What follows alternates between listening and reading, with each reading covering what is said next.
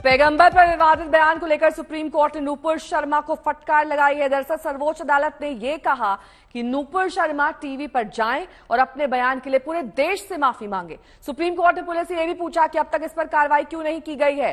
Supreme court ने कहा कि उदयपुर की वारदात के लिए नूपुर शर्मा जिम्मेदार हैं। उनकी टिप्पणी भड़काने वाली थी और उन्हें देश से माफी मांगने में देरी नहीं करनी चाहिए।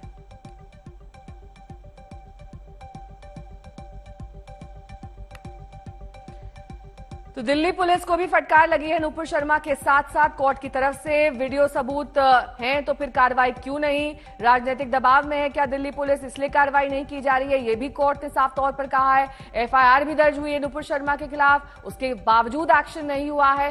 तो इतनी रहमदिली नूपुर शर्मा के लिए क्यों दिखाई जा रही है दिल्ली पुलिस की तरफ से, ये कोर्ट ने सवाल खड़े किए हैं।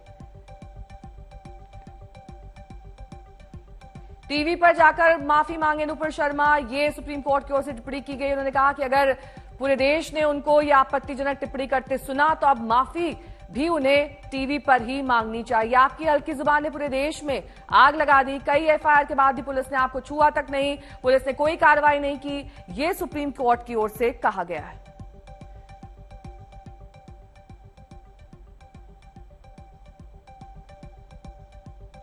जो आशंका थी, जो सच्चाई थी, वो सामने आ गई।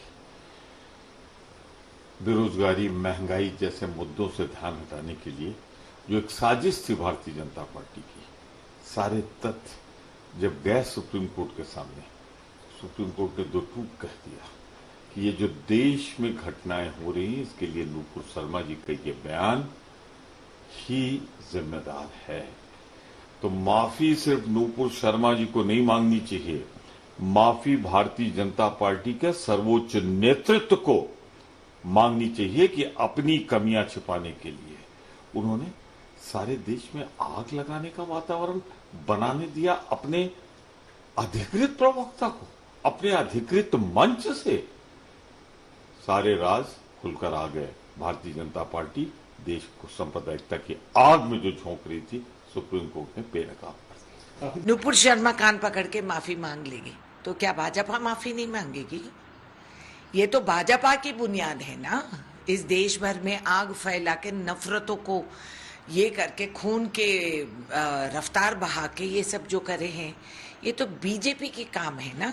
तो बीजेपी भी देश से माफी मांगे, माइनॉरिटीज से माफी मांगे, दलितों पे जहां हमला हुआ माफी मांगे, कान पकड़िए और माफी मांगे, नहीं तो आपका भी एक हालात ऐसा होगा। और घूम पलट के एक महिला को बलि का बकरा बना दिए। तो बीजेपी में क्या कोई मर्द नहीं है जो सामने आके कह सकता है कि हाँ हम गुनाहगार है गुनहगार भाजपा।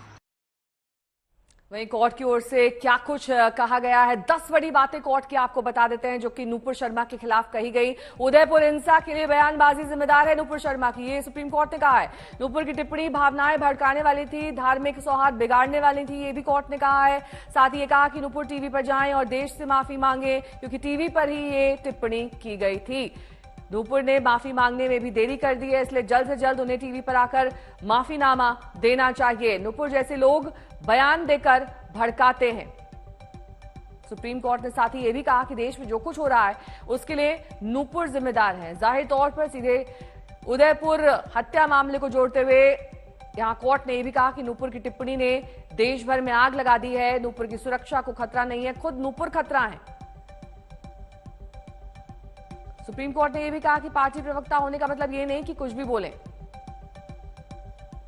और साथ ही नूपुर शर्मा पर सत्ता का गुरूर सवार है और इसी गुरूर के चलते इस तरह की अमर्यादित टिप्पणी, गैर जिम्मेदाराना टिप्पणी नूपुर शर्मा की ओर से की गई। टिप्पणी से देश भर में आग लग गई। किसे क्या फटकार लगी है ये आपको दिखा दें। दिल्ली पुलिस को भी फटकार लगी है। कार्रवाई क्यों नहीं अब तक की गई? एफआईआर दर्ज हुई थी, उसके बावजूद अभी तक कोई एक्शन क्यों नहीं लिया गया है? वही राजनीतिक दलों से कहा है कि अगर प्रवक्ता हैं तो सोच समझकर बोलें, क्योंकि प्रवक्ता दरअसल पार्टी की ही सोच आगे रखता है।